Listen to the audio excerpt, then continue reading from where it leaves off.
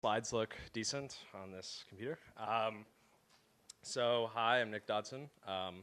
I've been working on Ethereum for a long time, and I've been working on BoardRoom for almost a year and a half, or 2 years. I don't even know anymore. The quarter or other half of this presentation is actually going to be done by Dino Marks, sitting right there. So I'm going to present BoardRoom, the BoardRoom project, the way it's designed, what the kind of goal is of it. And then Dino's going to come up and present the Aries protocol, which is a protocol we're launching today. The white paper is available, and website's up, and there is preliminary contracts. Don't run them. That's essentially the schedule. So first BoardRoom, then Aries protocol, then planning and roadmap for all of this fun stuff. So for BoardRoom, I've been doing a lot of governance stuff. I've seen a lot of governance projects on Ethereum. I think I was one of the first, if not the first. Basically, I've kind of made it one of my goals to make smart contract governance generic and accessible to everyone. So make it something that we can construct and unify and actually build productive governance with to do all the stuff that we want to do. So DAOs and asset fund management, all this sort of stuff. So basically, what I realize is that by unifying the interfaces for things and using kind of clean systematic design patterns that are really simple, you end up getting to a point where most governance structures can be just baked down into a simple rules contract and can be plugged into a standard interface. And then most of the workings of human governance can be done through a single contract. Here I call it boardroom.sol. So this just handles proposal storage, vote, and execution. And you just plug a rules contract to it, which is just 4 or 5 constant methods. And it makes the process of both evolving governance over time and constructing governance very fluent and simple and straightforward. So far, it's been a very productive pattern for me. So I'll just continue. As well, you'll notice here that the BoardRoom not only can send transactions from itself, but can also send it through proxy contracts. We haven't fully standardized proxy contracts yet, but what they'll allow us to do is a single governance structure that's formed on the blockchain can control multiple asset holders. You could think of the proxy as holding all these tokens and assets, and then over time you can just buy them or transfer them, and you think of an entire company's assets being stuck to one of those and then just transferred over in one transaction. So it's a very simple and elegant pattern to do most of the asset management and token holdings and ether holdings that we'd like to do. And as you can see, I have like a rules contract there, say for tokens or for a registry system. Some of the benefits, composability, simplicity, it's one contract, 2 interfaces, modularity and evolution. So the entire BoardRoom and rules contract can be completely swapped out while still having control over the central proxy and all of the assets. So this is a great design feature to evolve a governance structure over time. So modularity and evolution for sure. Clarity and transparency. Because the rules contracts are predictable, you can, as a lawyer, understand that these are the methods you really need to look at in order to get a start on these governance rules for, say, Melonport or for all the different rule sets that could be available. So it's very clear, readable, and predictable as a structure. As well, identity persistence, because the proxy is the true identity of what you're managing and not necessarily the board. You can maintain the identity over time while evolving everything else. As well, you get robustness, so it's just generic designs allow us to reuse a lot of stuff over and over, really harden and test things, and kind of make a system that's both easier to test, easier to bug bounty, and easier to construct. Ease of assembly. As well, because the user interfaces are designed off of the contract interfaces, and these contract interfaces are roughly the same, you can use the same interface to almost go through any rule set that you'd like. And the last thing is extensibility and diversity. So basically we could have a huge set, hundreds and hundreds of rule sets, and just plug them into these standard BoardRoom controllers, and you can construct all sorts of governance. So this is just a look at some of the interfaces, just 4 state changing methods here, and 4 constant methods here in the rules contract. So fairly simple and straightforward. Here's an example rule set. So this is the most basic one. It just allows anyone to vote, anyone to propose. The voting weight is 1, and anyone can execute if the yeas are greater than nays. So it's one of the most primitive rule sets you can make for governance.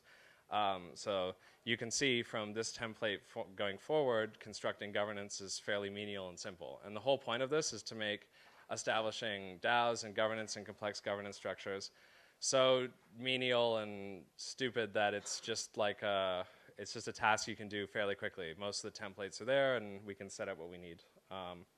Some of the example rule sets that we've made. We've done bond rules, so requiring bonds for proposals, delegated voting, liquid democracy, single account, multi-sig, meta rules, token rules. We've done one for a wayfund campaign, so you can just, no tokens, make contributions, go right into governance structures. And lastly, Aries rules. So this is going to be Dino's time to talk about Aries rules. That's essentially the BoardRoom structure, kind of a little bit about what we're doing. And at the end of it, we'll have a lot of different things produced, so user interfaces, contracts, rule sets, etc. So yeah, and now Dina's going to come up and do the Aries protocol.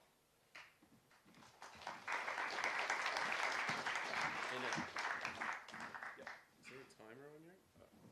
Okay. He has the time. Just let me know if we're running out of time. Yeah.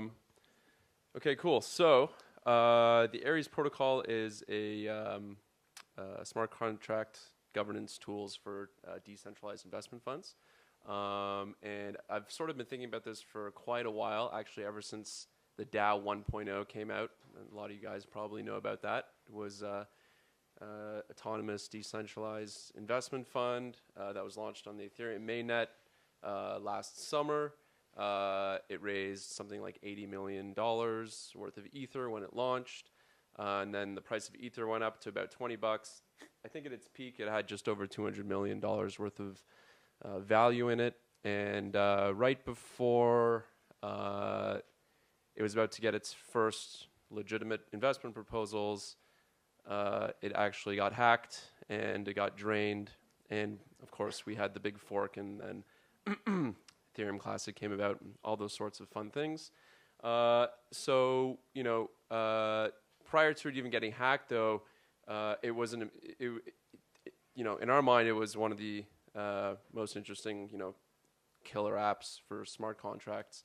But it had some game theory issues that we thought we would maybe be able to improve on. And I wrote a paper with Vlad Zemfir and Amin Sirer, and we sort of outlined some of those things. And then I spoke to Nick about sort of what we were thinking for a better improved DAO, and, you know, found out about BoardRoom. And then it was just really obvious, like, the best place to build this on top of was BoardRoom. So let's quickly go into it. So, right, so Aries protocol basically used BoardRoom to, for the base of our DAO. So first off, the decentralized fund that we're building doesn't require any curators. So the original DAO required an address that was controlled by humans. It was actually 11 of them in a multi-sig address, and they were going to curate which proposals they thought were good or bad. The problem with this is if you have human beings that require something to happen before the smart contract can execute, it's not really an autonomous organization. That's one thing. The second thing is there were some jurisdictional risk issues that came into play, and a lot of the curators decided, we're not really sure if we can be doing this in certain jurisdictions. And it turned out that at the end of the day, nearly all of them didn't want to act on anything. So we figured we would try and see if we can create no curators, and we did that by creating a bond. So if you want to make an investment proposal to the DAO, you have to pay a bond. This will prevent spam. If your proposal sucks and people vote no on it, you will lose your bond. It will be forfeit to the DAO. If your proposal is good and everyone votes yes on it and it succeeds, then you'll have your bond refunded to you. This is all customizable, but if it was going to be a big DAO or a big fund that has tens of millions of dollars in it, you probably want the bond to be set at a few $1,000s so that only really good proposals are going to be included. Number two, in the original DAO, if you wanted to withdraw because there was a really bad proposal and you didn't want your money to go to it, you could have split from the DAO, but that was a slow process. It took up to 21 days and then another 14 days to actually do withdrawal to yourself. So what we've done is we've actually allowed users to withdraw instantly. So if you don't like what's going on at any time, you can burn your tokens and you can get your money out. We have grace periods. So if a proposal passes and you don't like it, you've got 2 weeks to decide whether or not you want to stick around in the fund or whether or not you want to leave. Again, you can withdraw instantly at any time your tokens get burned. So we have a rule change vote. So there's a bunch of initial parameters and variables that we've included, such as minimum quorums, the debate period prior to a vote occurring, the voting period. So the debate period's 2 weeks, voting period's 1 week, and the grace period is 2 weeks. All of these things can be changed through a rule change vote. This happens every 6 months. Anyone in the fund can propose a new set of rules and a new set of variables, and everyone can vote on them. And the one that gets the most votes will be the new rule set. We have a dynamic quorum, so it starts at 12%.